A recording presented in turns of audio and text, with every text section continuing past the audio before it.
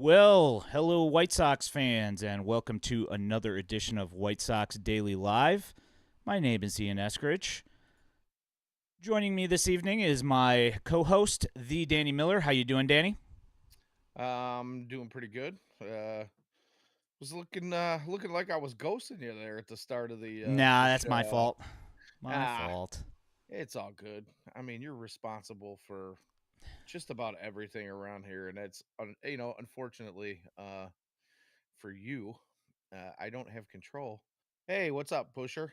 How you doing, Pusher? Uh, yeah, unfortunately, I don't have control to help you out with a lot of this stuff when Ah, you're it's running fine. all your I online just gotta. broadcasting, but I'm working on streamlining things. That's all. yeah, man. I mean, the page, our whole setup here is looking cleaner and brighter, and you've done some really nice work with the logos, and we'll be breaking out some new stuff as the off season rolls on and we get into the new season and new features here, and I'm all for it, man. So I just want to give you the pat on the back that you deserve Oh, for thanks. all the work that you have been putting in to make us look clean and professional. So, but yeah, doing well to answer your question. Not really a whole lot else to talk about other than that, man. Just working my butt off like normal. How you doing? I'm I know not doing too bad. Yeah, you sickness. sound better than you did earlier since I've talked to you on the old telephono. Yeah, I sounded like I had the crazy like deep broadcaster voice going on earlier today. But yeah, things are looking up. I'm feeling better, and we'll see how that goes. Yeah, A lot to talk about this week. So, yeah, but before we get into that, I do want to say that, man, I know you were sick and feeling like crap, but you sounded sexy, homie. oh You did man, it. If I was singling into that kind of thing, man, whoo, oof. buddy. I recorded something on with that voice for intro purposes, so it's gonna be you'll hear it at some point. It's pretty funny. Yeah. Yeah. So anyway, so much stuff going on for the White Sox. We are going to talk the White Sox roster decisions. We'll get through that first because that happened first, and I just want to kind of get it out of the way, and we'll discuss opinions and like what kind of effect it's going to have on the payroll. We're talking about the coaching roster changes that just got announced this morning, and there were a couple of things trickling out last night. And then we'll also get into Chris Getz's comments on the White Sox team and how he does not like the White Sox team, Yeah. which was kind of a kind of felt like he was talking directly to me. I concur, Chris. I also did not like what the White Sox did last year. But also, there's a couple of other things going on. Colson Montgomery at the Arizona Fall League, the other White Sox guys at the Arizona Fall League, and also MVP. some comments made by one of our ex-White Sox players. We'll get to that later. So first off, let's just go ahead and hop into the TA option discussion. And the White Sox decided to decline the $14 million option on Tim Anderson and bought him out for $1 million, making him a free agent. We've talked about this a ton. We talked about the fact that we knew that this was probably coming, but we've also talked about the other thing, which has been like one of the big issues from the fan base is that the people that are mad that they didn't pick up the option are mad because they feel like the White Sox didn't get anything for Tim Anderson. And something I will go back to the offseason or the trade deadline of 2021 when you and I discussed trading Tim Anderson in 2021 where his value was going to be the highest, seeing how the White Sox offense was operating. And here we sit after the offseason of 2023, and the White Sox declined his option. Your Yeah. opinion?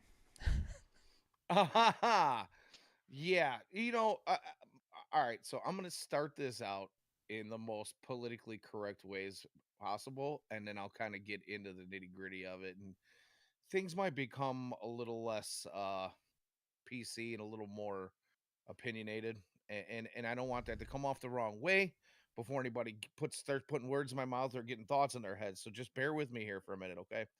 So the politically correct answer is Tim Anderson played a little over 7 years here on the South Side, and he did some really great things. Uh, you know, we enjoyed watching him when he was on, like we have said before, and when he was off, the team kind of was off. Um, when he was out there winning batting championships and hitting walk off home runs against the Yankees in the first ever Field of Dreams game. Those were the highlights. Those were the moments where you love to love Tim Anderson. The moments where you watch Tim Anderson kick around a ground ball or not hit with guys on base, which he was really well known for doing. A lot of people like to point out that he won all those batting championships. But man, put a guy on base Yeah, and he couldn't it's true. do nothing. He hit with the bases empty a lot. Those were just the moments that you said, Tim Anderson is, not this god that we put him up on. And a lot of us fans, myself included, kind of waffled back and forth on Tim. I don't want to say that I was ever against having Tim. I've been pretty vocal about that. I enjoyed watching him, especially when he was on. Tim changed the way people looked at the game. The whole change the game thing, I think, kind of stemmed from Tim Anderson and his fire and passion for the game. He had this, he played with an attitude. He played with passion. He flipped bats and he screamed at benches. And, he did all the things that this 2023 team was kind of missing, right? So we loved him for that. But here we get into the less, PC side of things. Say what you want about Tim Anderson's off-field issues, and I'm not going to go deep into them, but obviously I don't care who you are. I've been involved in people's drama in my life that had nothing to do with me, and it can be a bummer in the workplace. And to these ball players, that field and that stadium is nothing more than their workplace. Now, granted, they make a lot more money than we do, but distractions are distractions regardless, especially when the media is in your face day in and day out, sticking a microphone in your face and wanting to talk to you about these things, whether or not you're going to answer those questions, right? And we know it all looms. So, those kind of things really did not bode well in his favor.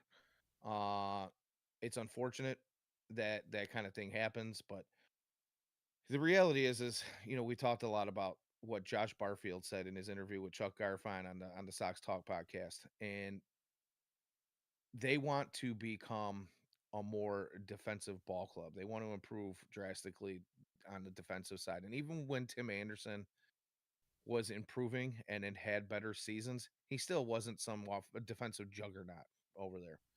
And I think, No. I think that when he was hitting well and he was winning batting championships and finishing in the top three in batting average, for a couple of seasons there, you were able to look beyond his defensive lack of prowess, I guess you would say. And unfortunately, the last couple of seasons, at least since the second half of last year, Tim hasn't been able to stay healthy and really hasn't been able to swing it. And when you couple that with everything else that was going on, I think I would have to say that we saw the writing on the wall. We knew this was coming. Josh Barfield made the statement about getting better defensively. Unfortunately, Tim Anderson doesn't fit that bill. So, my opinion is there's no real big free agent market for shortstops. The White Sox don't have a ton of trade capital out there to go out and get some big name, household name shortstop. So chances are we're going to see somebody from into the system. Could be any number of guys, Romy, Lenine, uh, you know, maybe you see a second half appearance from Ramos or, one of these guys who are maybe not quite MLB ready come around in the second half. But yeah, it was. Honestly not shocked by the move at all. And I'd kind of like to get your opinion on that. I know that was like Chris Getz slash Kenny Williams slash Rick Hahn word salad there, but trying to get a lot in a short period there. Well, I mean, so my feeling on this, we've gone over this numerous times. And like I said, going back as far as 2021, when we thought about, when we thought that it would probably be a good idea and that you would get the most value from Tim Anderson, trading him at the deadline in 2021 when you saw that the White Sox team was going nowhere. Right. And, when you talk about this $14 million option that has been declined, I think that when you look at the White Sox keeping that on the hopes that you're getting a bounce back out of him in 2024, that to me screams the old way that the White Sox did things. Right. That they would try and bank on a guy having a bounce back year, despite the fact that you've watched him for 2 seasons, kind of, whether either A, the offense wasn't there, or B, like we're talking about a guy that hasn't played more than 123 games since like 2017. Right. I mean, this is years going on now where you're talking about, the dependability of one of the main cogs of your offense missing 40 games a year minimum Yeah, for face of the franchise 6 years now. for a I while mean, there, right? yeah, you can't. Yeah, it was like 123. Obviously 2020 119, doesn't necessarily count, but it's like 119 last year, I 123. believe. Oh, it was 123. He's done. Last year? He's. Okay. I'm almost positive that he's hit 123 like 2 or 3 times Okay. in his career. But I mean, regardless, we're still talking. I think last year was even less than that. So, but like we're just dependability, durability. And when you add on top of that, this year he's at a negative 17 DRS, and he's going to be 31 next year. You're looking at what is a probable decline in the player. And the fact that, we'll get into Chris Getz's comments on what he's planning on doing for the White Sox identity to build culture.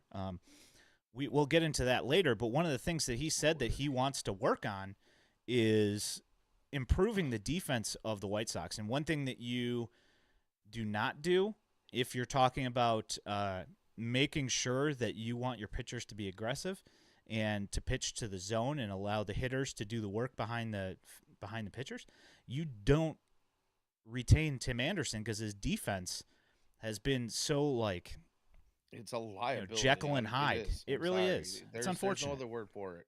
It's a liability. We watch them let balls get through the wickets.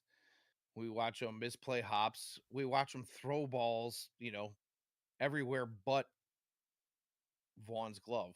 Uh, and I'm not trying to bash on the guy here. I really am not. Like I said, I'm a huge fan. I really enjoyed watching Tim, and the saying was, as the White Sox or as Tim Anderson goes, the White Sox go. Unfortunately, Tim Anderson hasn't gone, and neither have the White Sox. Yep, exactly. I mean, it's just, I to me, the not picking up that option was pretty much a no-brainer. Another one that I kind of feel was a no-brainer is the Liam Hendriks non-tender. And the thing about him is that great story, great human being, just great guy to have with your organization. AL comeback player of the year AL comeback player of the year now, and in his 5 innings. why they even bothered to have that anybody else run against him in that category is beyond me. But they also declined his option, and so they're going to be paying him the Bobby Bonilla $1.5 million for the next 10 years. But they do decline the $15 million 2024 option by buying him out in that fashion. And with him having Tommy John surgery and it being a he's known that had a torn UCL for since back when he was with the A's, and the fact that he kept on pitching and staying in pitching in game ready shape.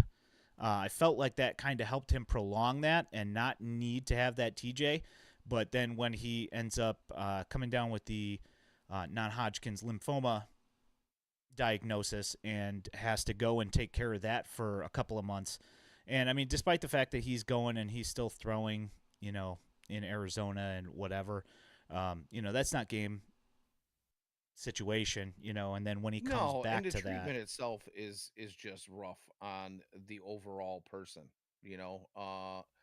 I mean, you got to think about what that mentally does to somebody to be told, "Hey, you have a form of cancer that is potentially serious and potentially fatal."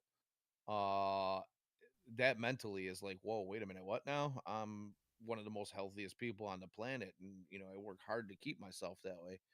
And that was always his thing too.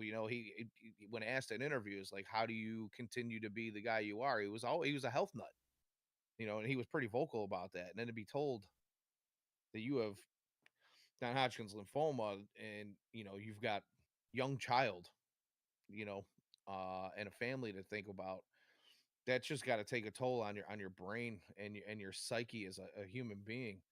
And then to go out and think that, okay, I get through this thing, right? And I go through this radiation and this just intense, and they doctors even said they went a little bit more intense with his treatment because of his physical readiness to be able to do that, and his fitness. It just they went hard at it, and it sapped him. And it was obvious that when he was doing his rehab that he had lost some strength even though he'd been throwing every day. So I mean, good for him for trying, but to told that that takes on the body, and then to think that the UCL is all part of that, and the damage that had already been done, it's just not. It's not something that you were expecting him to bounce back from, and yeah, unfortunately, not. yeah, and the rehab, the rehab stint that he had was not very extensive. He was only down there for a short amount of time, and when he came up with the White Sox, it was clear that the normal magic that you see from Liam Hendriks was not forthcoming. There was definitely some sort of physical ailments going on there, and I mean, you know, great story aside for what the White Sox are going to be trying to do with the team in 2024. It just didn't make sense to pick up that option, so they move on. No,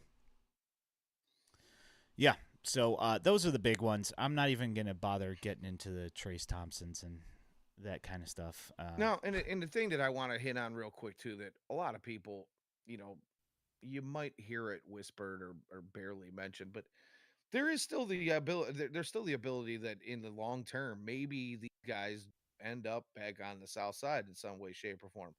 If Tim Anderson figures out that his market is not where he would like it to be, and the White Sox are willing to give him another shot, he may end up back here. You can see that in his tweet out to the team and the fans and the thanks that he gave. Like, well, if this really is my time, you know, it's been a whatever he said, it's been a pleasure, and he wanted to thank everybody. Same thing with Liam. Obviously, Liam's going to be a little bit of a different story because he's probably going to miss all of 24, or at least the better part of it. Uh, you know, who's to say? Now, Liam being even older than Tim and going through what he's gone through, and now rehabbing from TJ, it- he may not ever be the same. That's one of those things where he's kind of getting up there now. Him being a bullpen pitcher kind of extends him a little bit more leeway in the terms of age. Yeah. But again, he's making $1.5 million a year for the next, however many years. It might be a little bit easier for him to walk away from the game too, knowing that that's coming his way. So just a thought, but chances are maybe he makes his way back and the White Sox give him another shot and throw him another short-term contract when he's ready. Yeah. I mean, that was one thing that some people had thought about was that maybe you don't pick up the option, but you do change the way that the the way that the contract runs to extend him a little bit farther, so you don't have to technically necessarily eat $15 million. But, I mean, really, just let it ride is my guess. Because, like the one thing that we've talked about is that the White Sox are able to develop pretty decent bullpen pitching. Correct. So let's go ahead and move along to the White Sox Major League coaching staff, which has been not completely overhauled, but there are a lot of changes. I'm going to bring that up here. Grimtall says, "Lord, I hope the Sox move on from all these guys, Gio, TA, etc." We're gonna get into we obviously the TA thing we just ran through, but the Gio we're gonna talk about in a little bit, and that should be pretty fun. So yesterday, the rumors started coming out that the White Sox had hired Grady Sizemore as a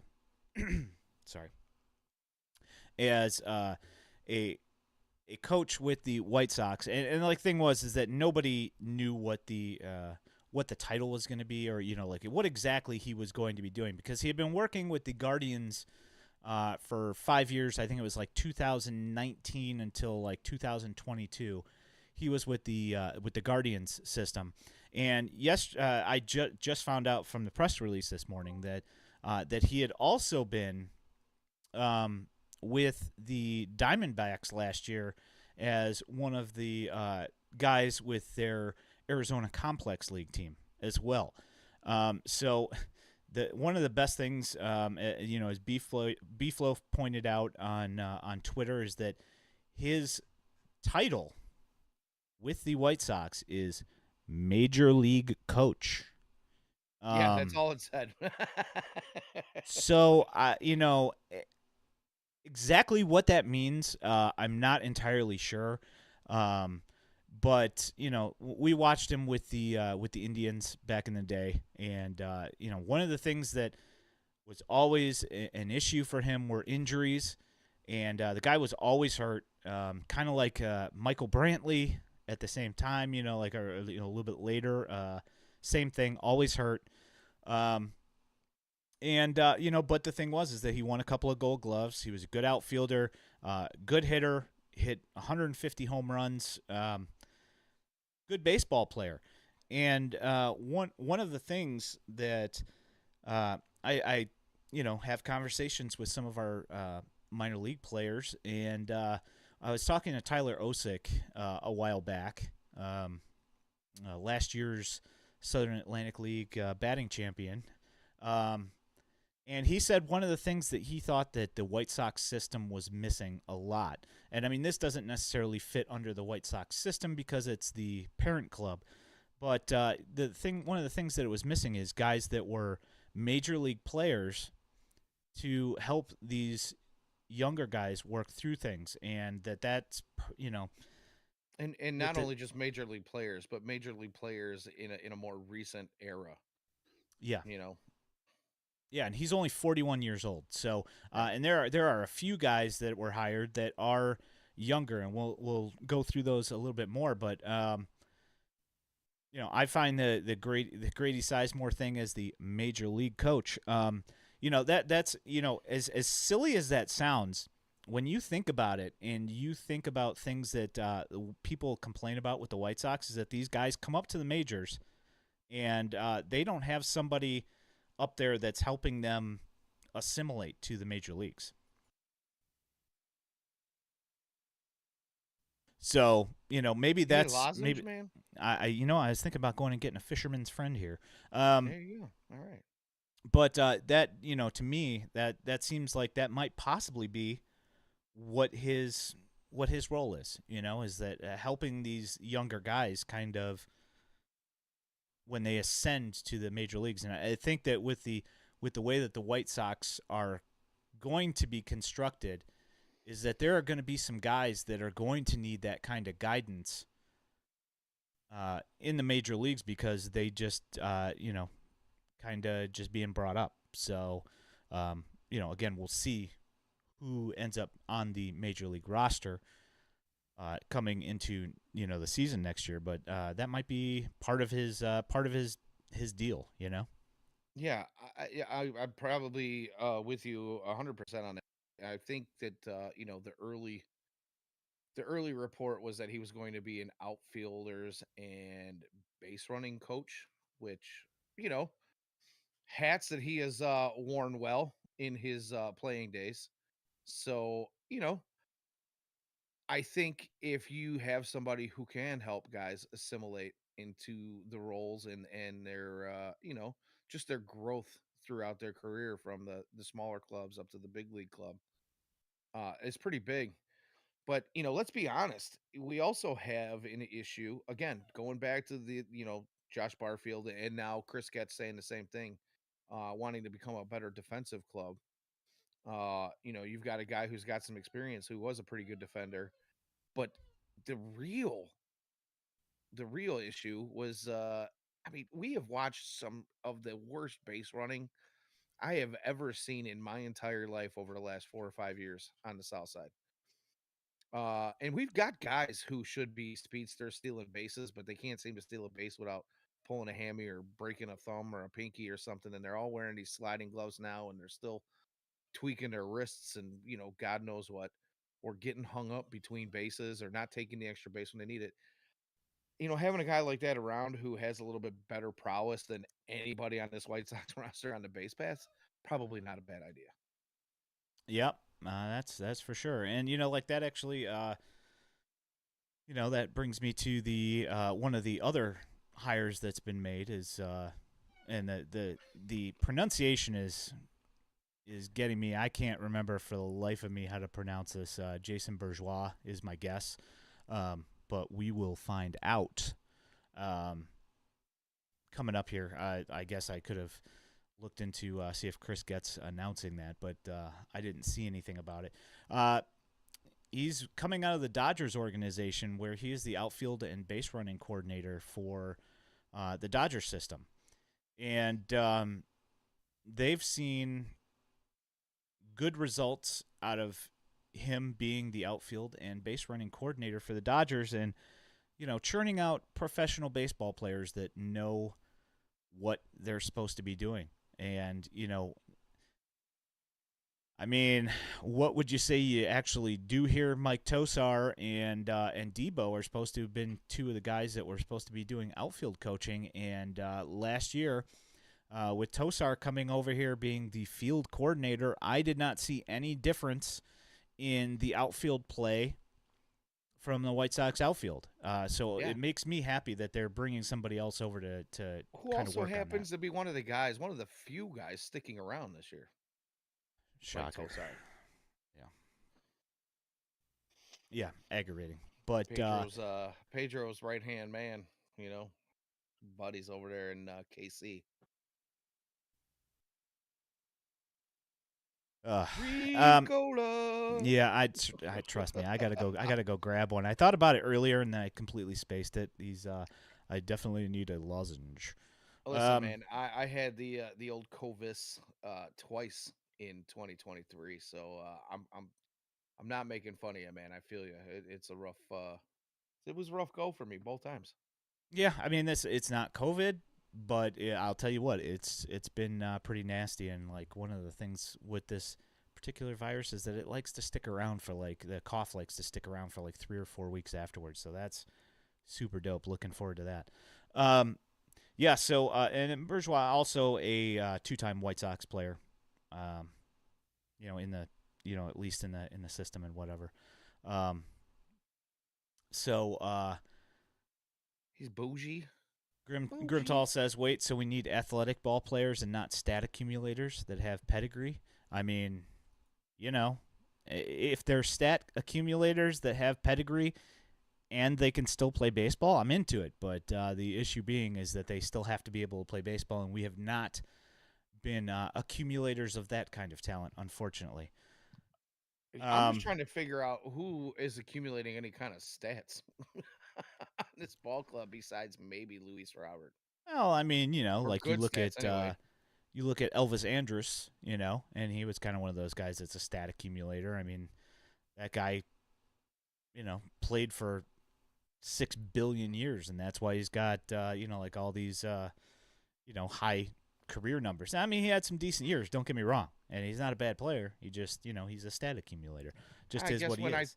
when I think of the White Sox, the first name that pops into my head is not Elvis Andrews. So I was just saying, but that's a very good example. So thank you for that. Yeah. Another guy that's coming in fresh from the Angels is Marcus Thames.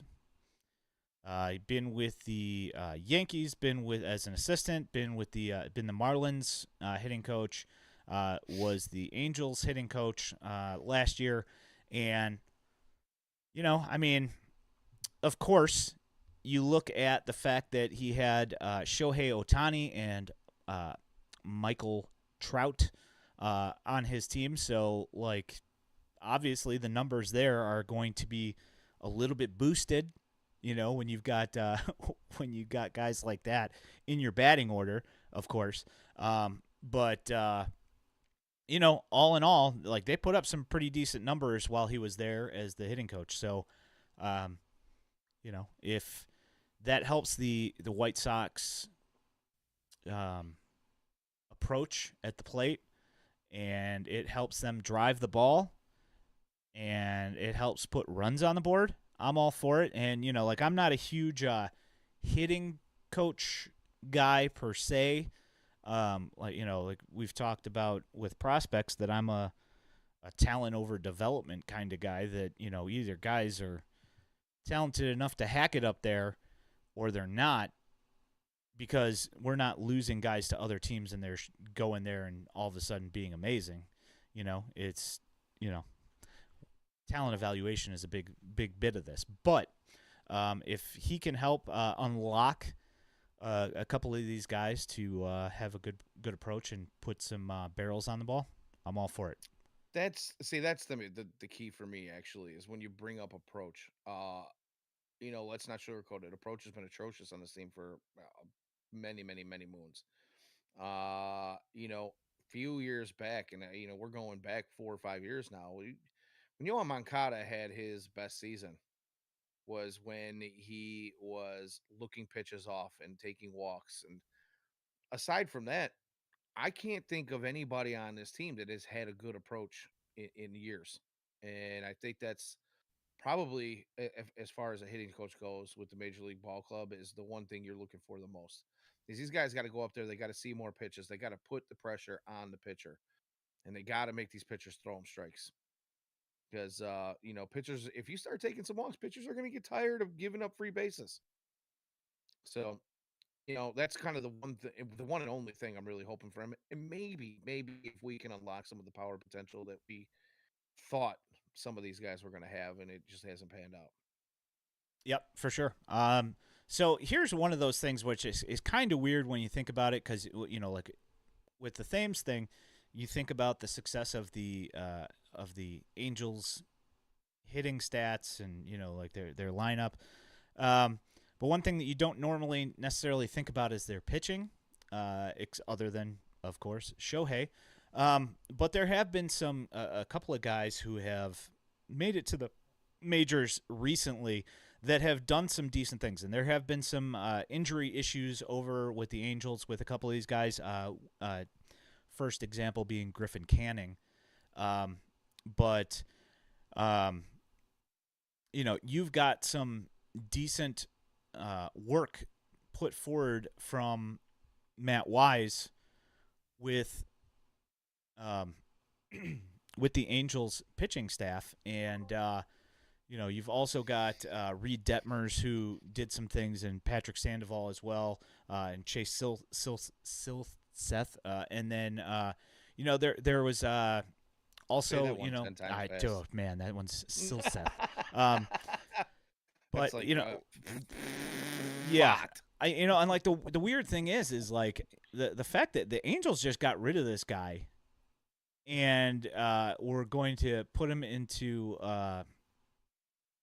they just got rid of him, and I'm sitting here thinking to myself, with what he's been given with the Angels, there have been some decent things that have happened over there.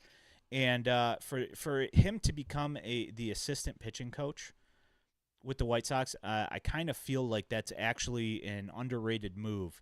That I mean, of course, White Sox fans are never going to be happy. They're going to be like, "Oh, well, the Angels pitching sucked, and what are we going to, That's the like, thing, though. and we're bringing them over here for our bullpen, and None of these guys in their careers, as they were making their way up to the big league club in Anaheim, were thought of as being the guy, or even really like a guy. Like, oh my god, this guy's a guy. Nah, I mean, the, a few of them were thought of to be that they're going to see a major league roster someday, but nobody really expected much out of him, and he did some things with them over there.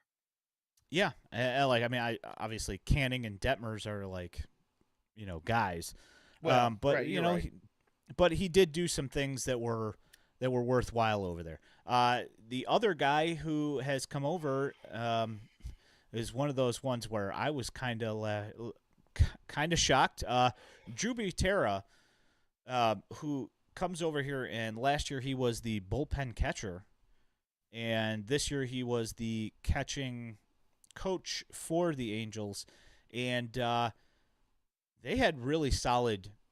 If you look at their numbers from the catching position with the Angels, solid, solid defensive numbers, and Good I'm framing not. metrics over there too. Yeah, I By the mean, way, for however long that matters, because I mean, I kind of yeah, have a feeling that that's kind of gonna go the way of the dodo bird anyway here soon. But yeah, you know, yeah. Automated strike zones and all.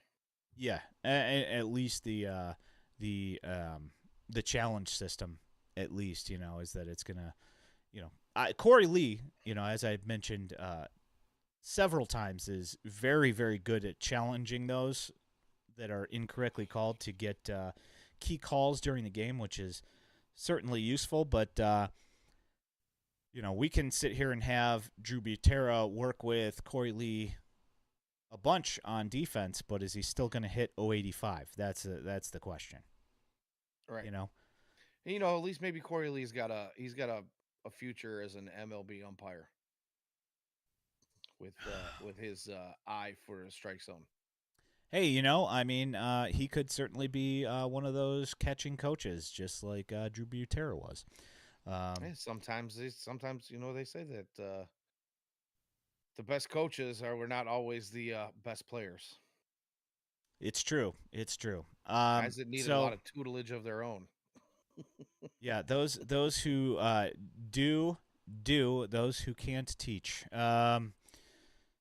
So that makes the major league staff apparently complete for the 2024 season. Montoyo, Ethan Katz, and Eddie Rodriguez is sticking around for third base, and Tosar is now the assistant hitting coach, and it no longer says field coordinator. He is now an assistant hitting coach. Well, I mean, you So, couldn't leave them with that title after what they did in the field, could you? You I couldn't mean, keep him in the organization and keep him the field coordinator and then come out and tell White Sox fans that, hey, we're not really worried about going out and getting a bunch of bangers who are going to hit 300. We're going to improve on defense to give our pitchers the best opportunity to be effective. And I then leave mean, Mike Posar as the field coordinator. It doesn't work. So obviously that was a I'm not train saying, wreck, but just so were saying. the Bats last year. And they got rid Right. of the two hitting coaches. They now I'm still not sure what's happening with CJ, but they got rid of the other two guys that were the hitting guys, and Tosar was supposed to be like the background hitting assistant guy, and it didn't go well last year for the Bats. Didn't go well in the field either. And that was supposed to be his main job. So why is he sticking around? What does this guy do here? We're still asking this question. He's Pedro's buddy. That seems to be his qualification. They go bowling or they're in a bowling league together in the off season, or I don't know, whatever. Yeah, I mean, I wasn't thinking about bringing this up, but you look across town and you see what they did with their manager over there. And they Yeah, made They had A a manager big move. that almost went to the playoffs last year, Yeah. And they and went they out and decided to spent get $8 somebody else. million a year on signing counsel. So you look at that, to me, that looks as something that's serious. And then I look at the White Sox with these clown shoes retaining Pedro Grifol after watching that complete train wreck of a season. Yet this guy's still employed by the organization, despite Yeah, the the fact guy that whose tagline was accountability when he came into this job. We're with gonna hold guys accountable, and none, zero, zero. absolutely none. We're gonna improve in so many areas, but we're gonna do that by holding people accountable. Yeah, And then I don't know, sometime after midseason, come out and say, well, just never really had the clubhouse. I let the guys in the veterans in the clubhouse police the accountability and the players. What in the that's actual F? And you still have a job? that Rick Hahn accountability. That's exactly what that is. It's just saying the word accountability to make it sound like you're serious when you are actually not. Um, I wish so somebody would let's hold our owner accountable because he obviously, he says he cares and he's doing all this for the Sox fans. But I mean, yes. we still have Pedro, we still have Tosar, and we went through a GM hiring process before the season reached its fully completed state. Yeah. Not So se- not serious in my opinion, but anyhow. yeah, no. So one of the things the next thing that I wanted to get through is some of the comments made by Chris Getz today. And Oh, this is fun.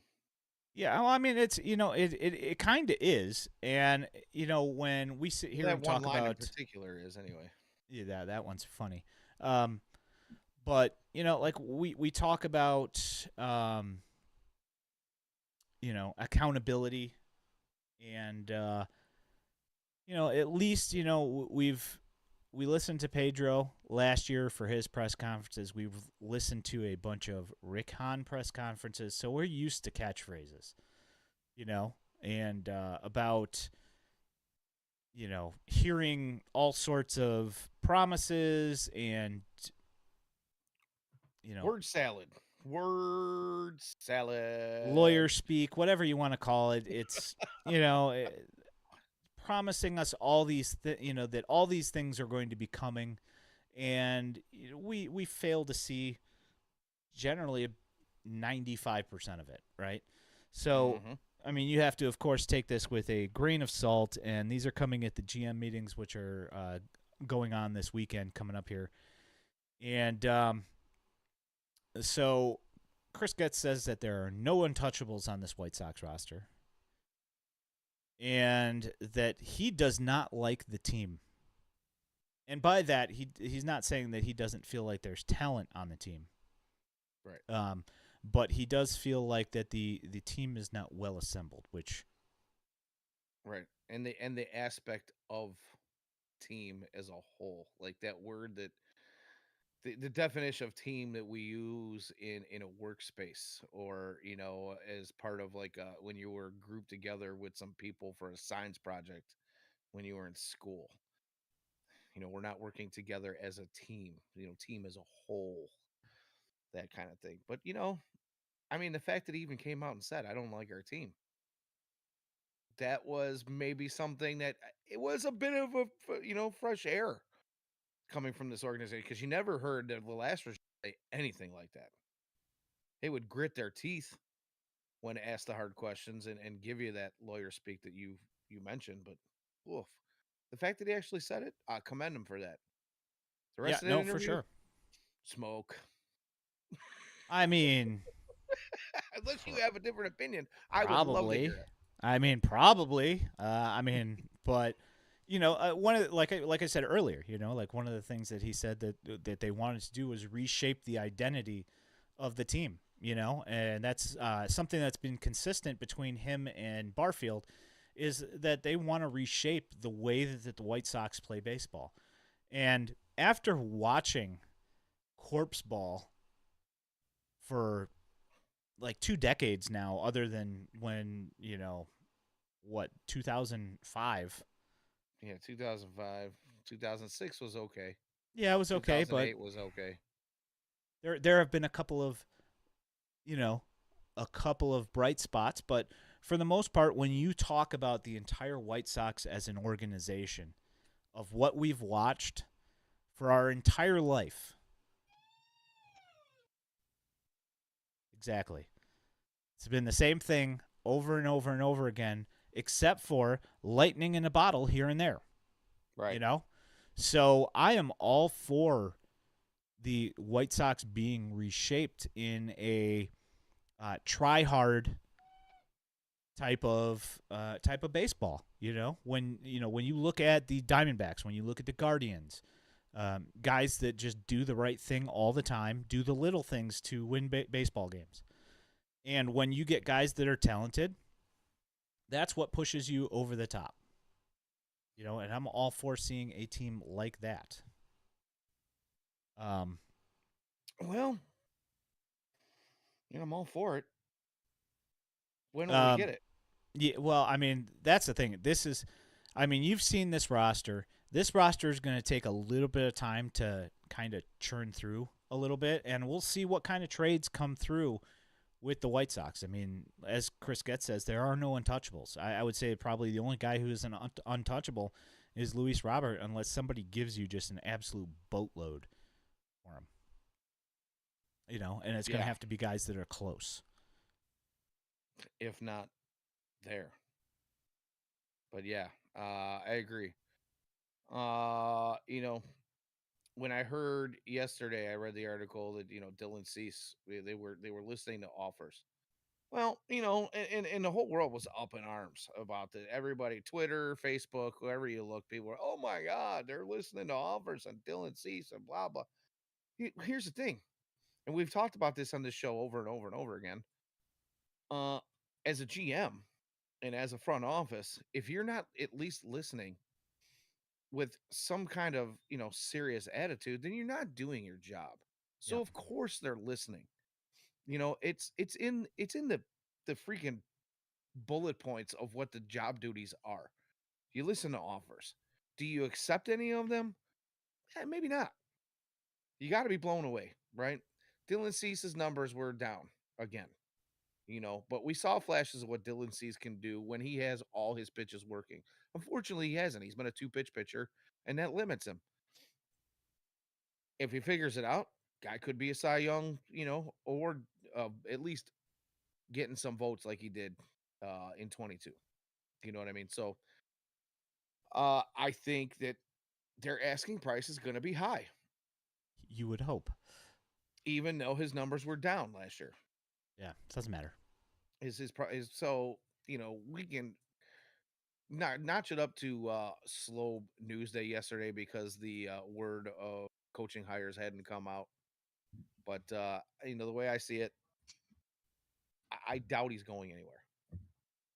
Yeah, I no, I wouldn't think so either. But if somebody comes calling that's got a boatload of prospects, Orioles, I wouldn't be surprised if a couple of those Nice name prospects are drop. enough to woo the White Sox into sending. And if I'm going to say woo, I can also talk about the Seattle Mariners as well, because Brian Woo. But Woo. let's go ahead and bring up a couple of these other quotes, a couple of the other notable ones here.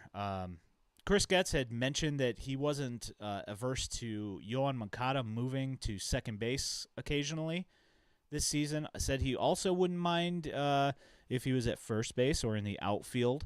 Is that he would entertain the idea of putting him in multiple places on the field.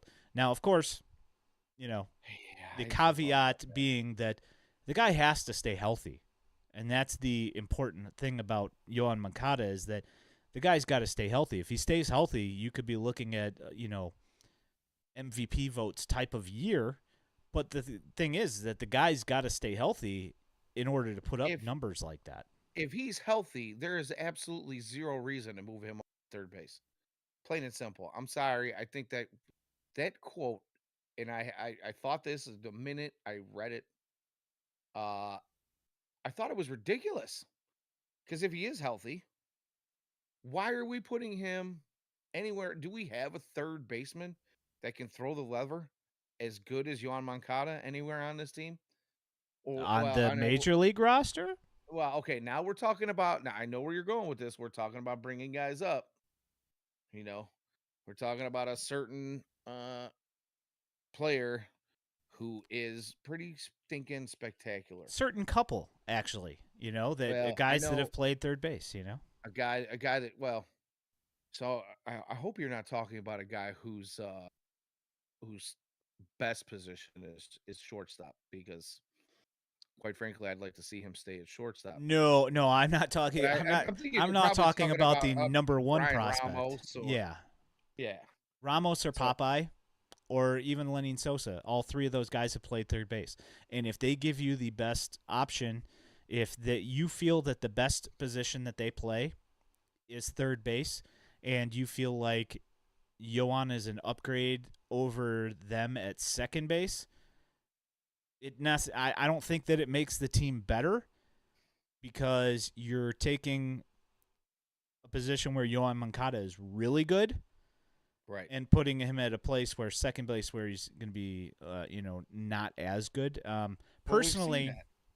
my personal opinion here, and I've watched, as you know, I've watched a lot of minor league baseball. Jose Rodriguez at second base is fantastic. Yeah, defensive wizard. Putting him at second base, and like this is the thing, and I've gotten into like every time I see Beefloaf on someplace, and he's talking about trading Popeye, and he's talking about trading all these pieces for guys that are glove only, like literally glove only guys on other other organizations like Nasim Nunez with the Marlins. I'm sitting here thinking to myself, Popeye's very well above average at second base, and he's got the skill set to have a bat where he could hit 20 home runs in the major leagues.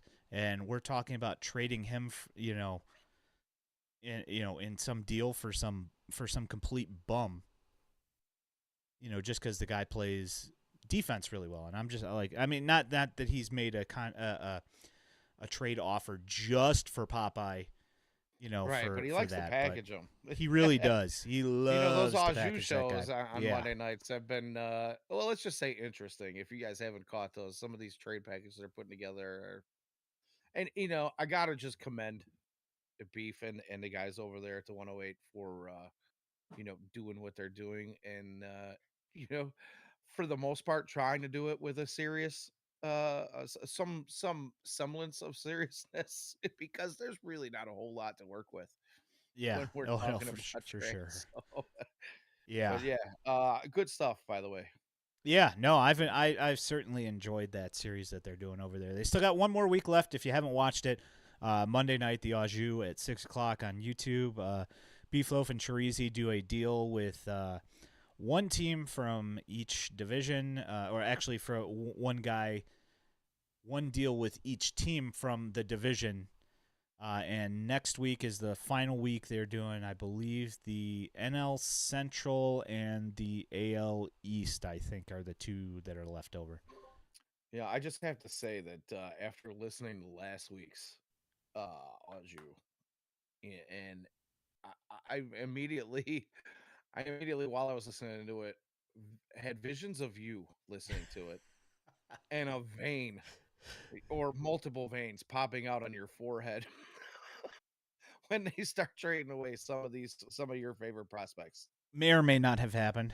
Um, there were a couple that I was not thrilled Like, with, what but I are you mean, doing? that's What to are you be doing? that's to be expected. Right, it I is. enjoy the series for what it is, and obviously you're going to have to get creative with making these trades, and some of them seem like they're fairly decent trades. Like they could have decent legs. And let's So not I be don't know. We'll see. let's not be unrealistic about uh what we've become as Sox fans here. We've been groomed. We've been brainwashed to fall in love with our prospects for decades. So, I don't blame you for having your feelings, but I also commend you for all the prospect watching that you do, and your opinions are pretty well educated. So, I mean, that's the thing is that and when I made my appearance on the 108 a few weeks ago, I admitted I am a I love to hug prospects. But the thing is that the the the way I look at it is that I don't feel that I overvalue them. I feel like I properly value them. And I feel like, sometimes some of these trades I'm like, yeah, you have to crack some eggs to make an omelet, but at the same time you do want to get fairly decent value for your trades, and you don't want to overpay on every single one. That's right. just my opinion on that whole thing. Um, so yeah, I mean, but again, it is a fun series. Um, so I'm going to take just a moment here. I'm going to go get a lozenge because my throat's killing me, and I shall be back momentarily. Give All me right. 1 minute. I wish I had a timer set up where I could just give you 2 minutes of banter time so you could just sit there and talk about something with that timer on there. But unfortunately, I do not, so I'll Yeah, and just of have to give course it you to got to you. pick the one night that I'm not prepared, because the one thing I want to talk about, that I really, really want to talk about, that we brought up before the show. I want to be I here wanted for to it. do, yeah, I want Yeah. to do that with you, and that'll be interesting and fun. So, go ahead and do what you got to All do. right. I shall be back Uh, shortly. yeah. So I will. I'll. Oh, there we go. That's What's that? beautiful. What I missed? Grimtall says Danny gonna have his own segment about candy old guys enjoy. If you guys have not seen Danny's candy tier uh, list from last week, I highly suggest going back to last week's episode and checking out on YouTube his candy tier because that's some funny stuff. All right, I shall return. yeah. You know what, Grim? I cannot wait to meet you in person, so we can have a very heated discussion about this. One of these days, we're gonna have to get together at a ball game. Get Ian to score us some sweet tickets from one of his connects, and we will discuss the jujubes and or my like of old people candy. But yeah, man, you're not gonna turn me away on the old, peanut butter toffees, and you're just I can't do it, man. Not gonna do the Bit-O honeys. Break my teeth on some garbage. Oh, come on, brother. You're killing me with that stuff. I like chocolate, dude. I'm a fat kid. I like cake, like a fat kid likes cake, I guess. But anywho, you guys suck, man. You guys don't like my candy choices. And I'm just talking to fill some air here because I really have nothing, dude. Danny works a lot. Danny works a lot, a lot. Danny works when he's not at work. Danny works at home. Danny's wife has got projects for him. She's sitting in the room, by the way. She's listening to all this. Huh? Yeah. Oh, she's flipping me the bird too. So, oh, what the hell? I lost my Twitch feed. Tell Ian never mind. Oh, okay.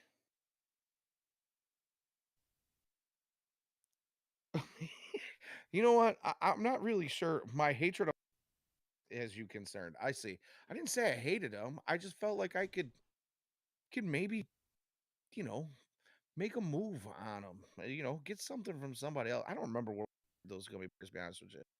But I would think that I would hope that I put him in trade fodder, because I just know that a lot of people love him. I think I could have made a move for something that I enjoy more. That's all. He and hugs mid prospects. Do you hug mid prospects? I don't I know. would no, I don't hug mid prospects. He can But say I do. apparently I hug mid candy. Yeah, that's fair. You guys are in agreement on this, man. Like, What the F, dude? Yeah, sorry. You guys and your My bit of bad. honey and your peanut butter toffee. Ugh. I just, the black and I can't still can't get over that, man. How you guys rode me on the black and orange wrapped peanut butter toffee things that were usually dried out and hardened by the time you got them out of your bag. Yeah, well, I mean, that's toffee, so. You guys riding me on that crap, man. Um, so Whatever, I'm old. all good, man. Colson Montgomery was in the Arizona Fall League, Fall Stars game on what was that? It was a Sunday, and he won the MVP for hitting a home run and going 2 for 2. He was the first base runner for the AL in the game. Yay! Good stuff to talk about. Yeah, very good stuff to talk about. Fun stuff. And I mean, of course, that's brought upon the conversation of whether he'll be the starting shortstop for the 2024 White Sox, which I do not. Or we could trade him now when his value is at its highest. Yeah, of course. Yeah, I've heard that one as well. That of course, the coaching staff in Chicago will ruin him, and or will trade him for an aging DH that's 38 years old. I've heard. I just need to throw the disclaimer times out there that I am not making that trade. That was sarcasm in the face of those who have said that exact thing. So no, I wouldn't imagine. It just doesn't. I certainly don't see him up with the team coming out of the gate, and I do not see him being traded. No.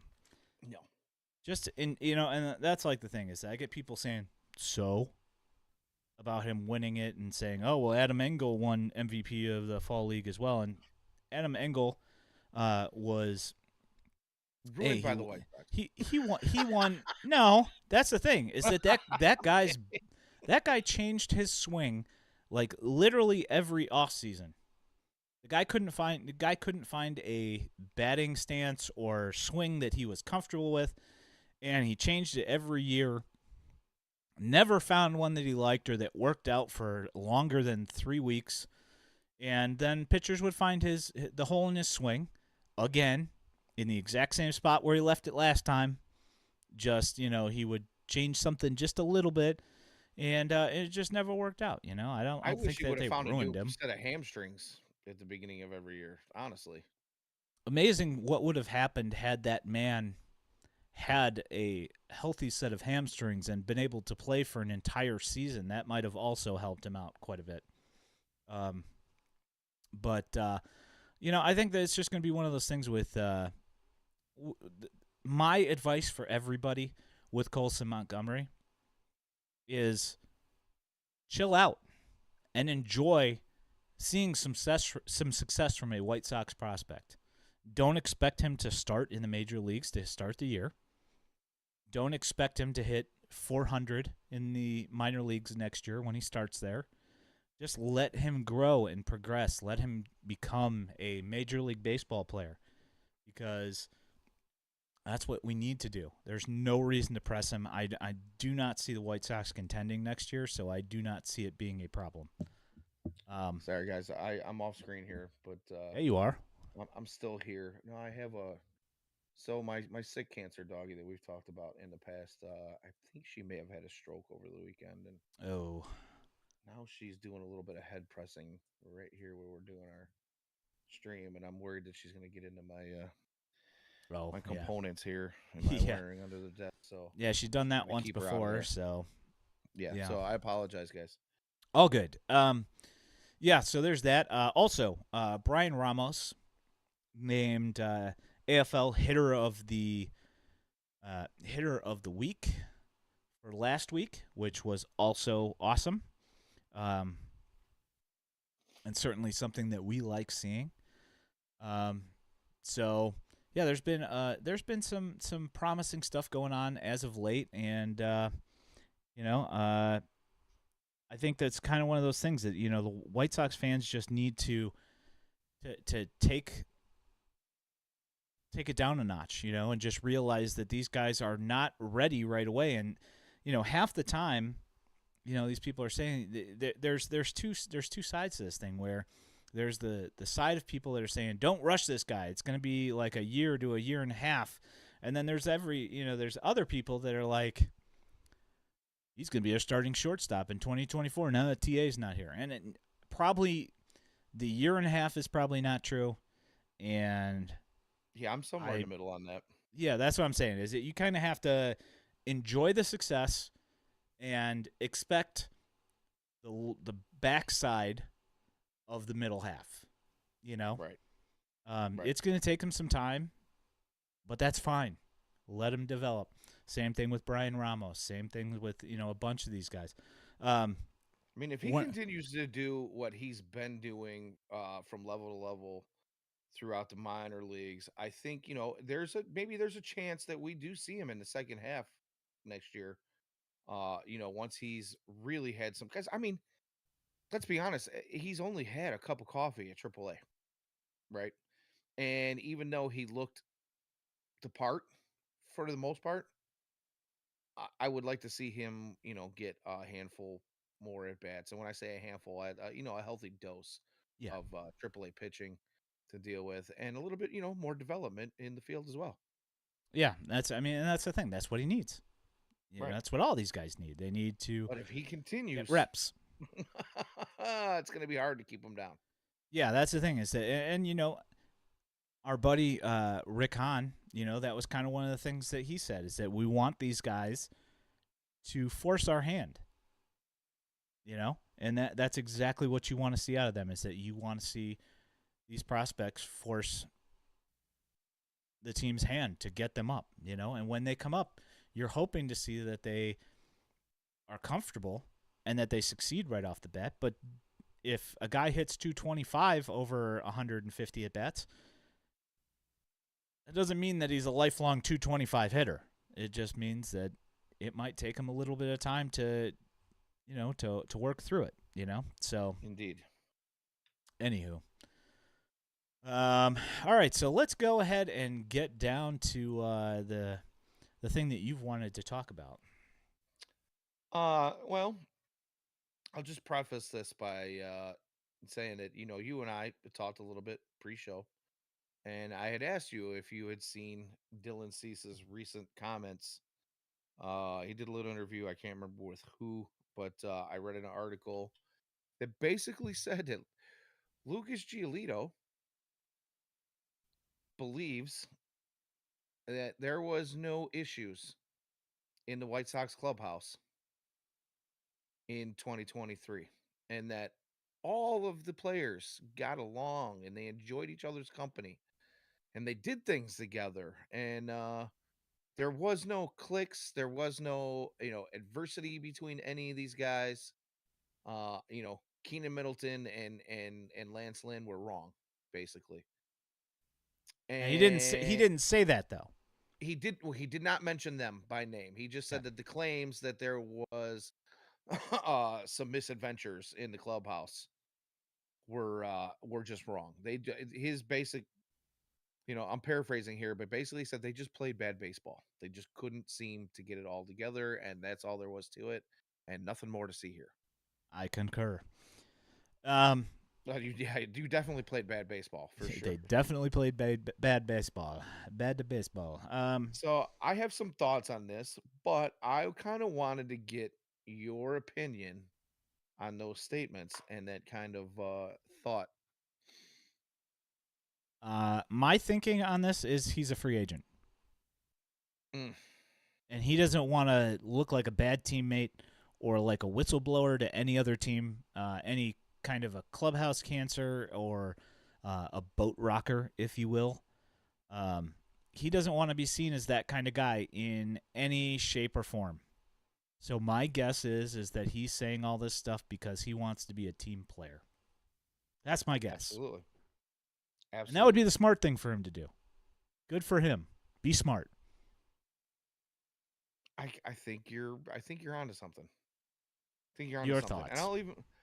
I'll take that a step further, because that was pretty much what my thought was, but I had a little bit more of an in-depth thought on that, and that being that, we watched him have a, he wasn't great, but he had a solid season before being dealt, away from the White Sox. It wasn't the Lucas Giolito that we had been hoping for. It wasn't the Lucas Giolito that we had been being sold for so many years, but still solid. ERA south of 4. You know, I think he made like 21 or 22 starts for the Sox before getting shuttled out of here. And then he goes to not one, but two teams in the second half of the season and absolutely obliterates his free agent value. Certainly didn't help. No, I don't know. I shouldn't say that he absolutely obliterated, because I really don't know what it did to the market. I'm not sitting here at the GM meetings, and the winter meetings are coming up here in the first week of December shortly.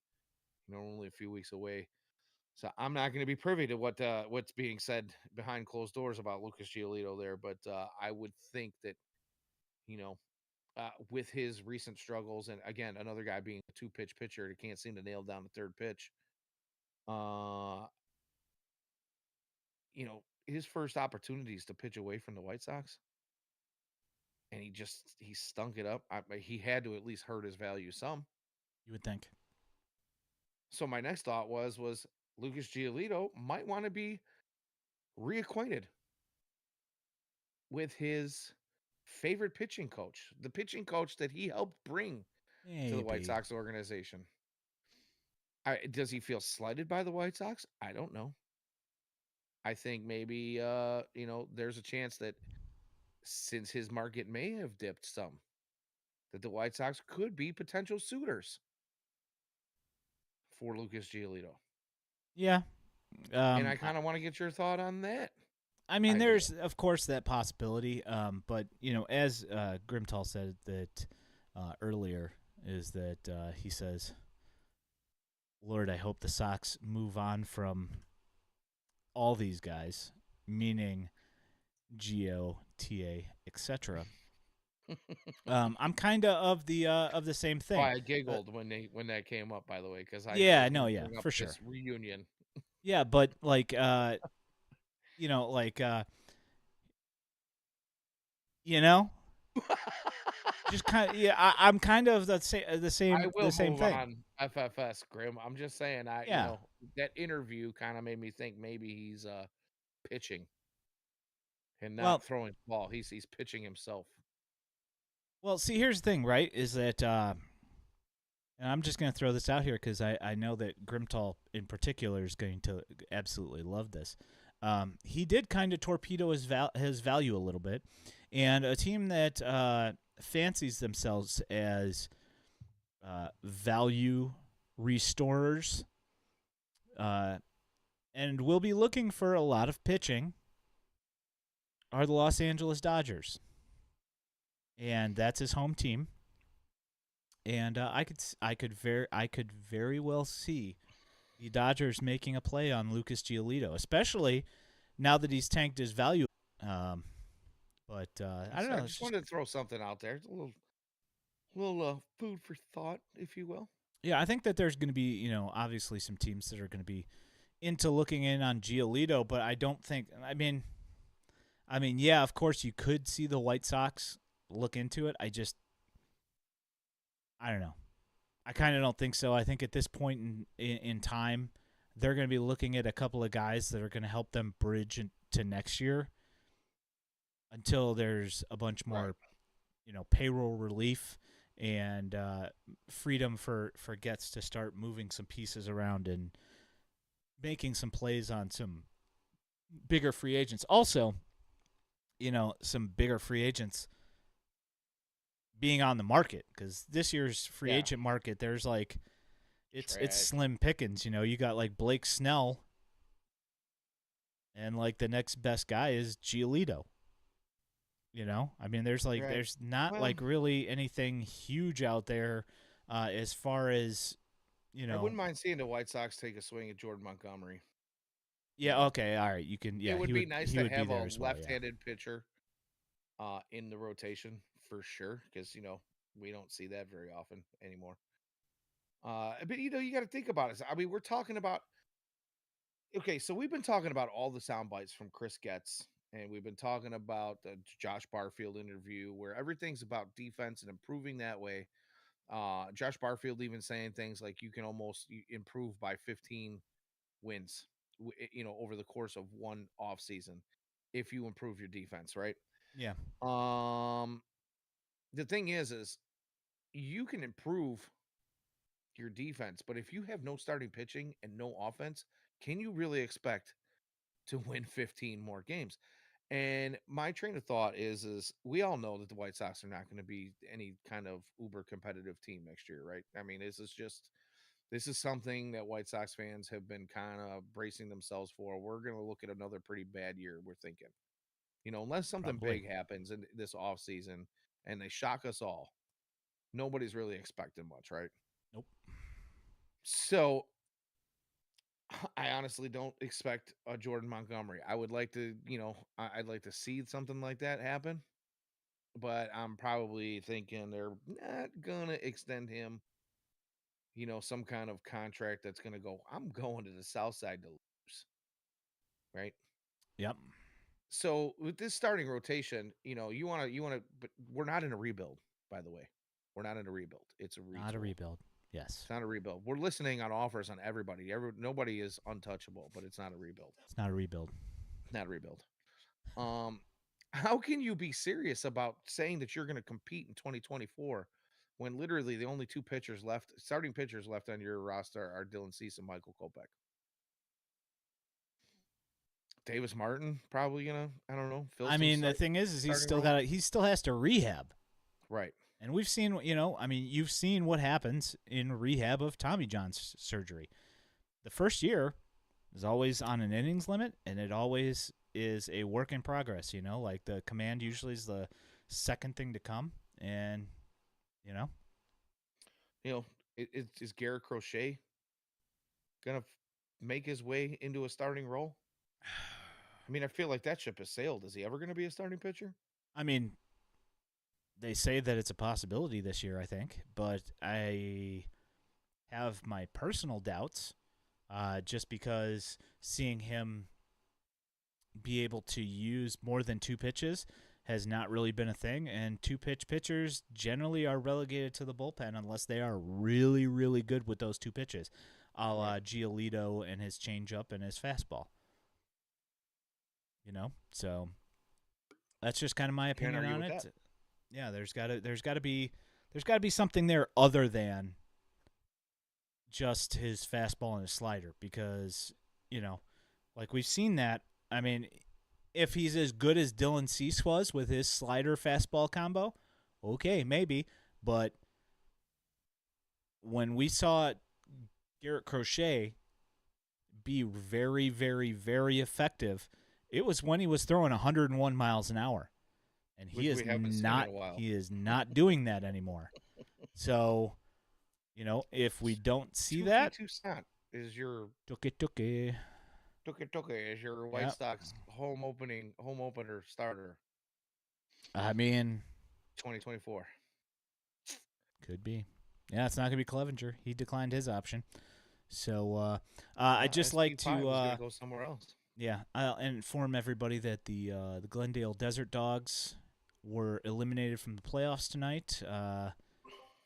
The pitcher of the week for Ooh. last week, that was nominated with Brian Ramos, Kasperius with the Dodgers, went out and gave up 5 runs in the first inning, basically putting them in a hole. And the Desert Dogs lost 8-5 tonight, so they are no longer eligible for the playoffs.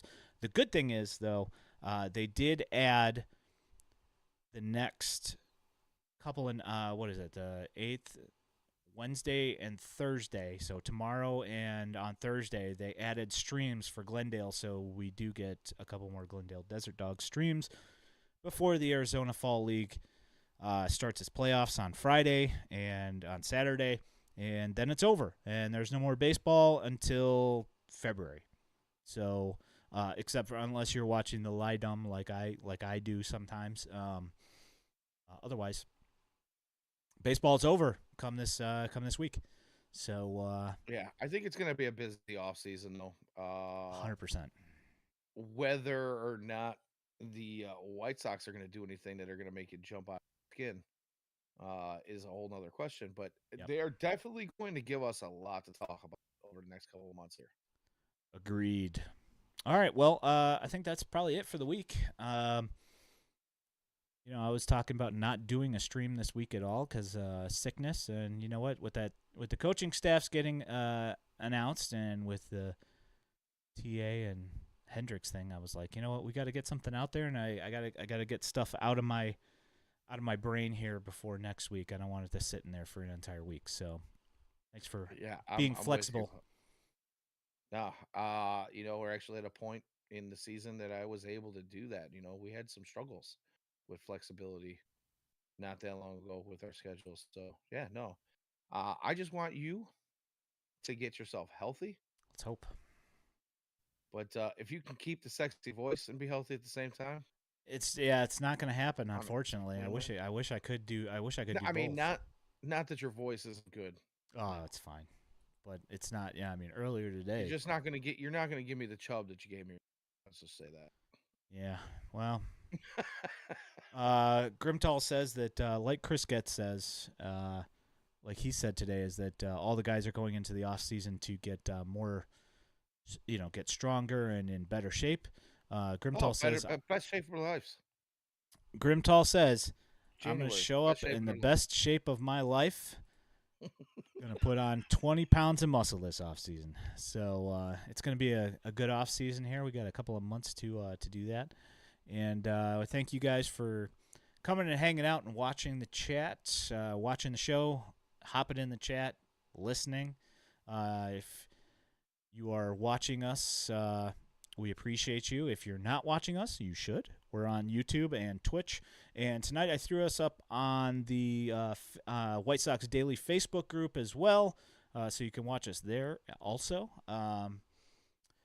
At Daily White Sox on Twitter, whitesoxdaily.substat.com. You can get written content.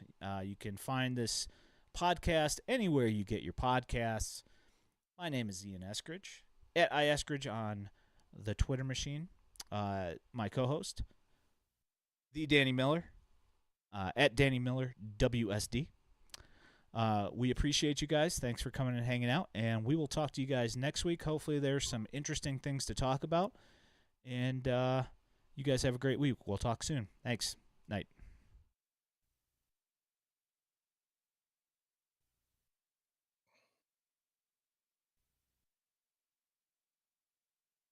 So many end buttons to hit.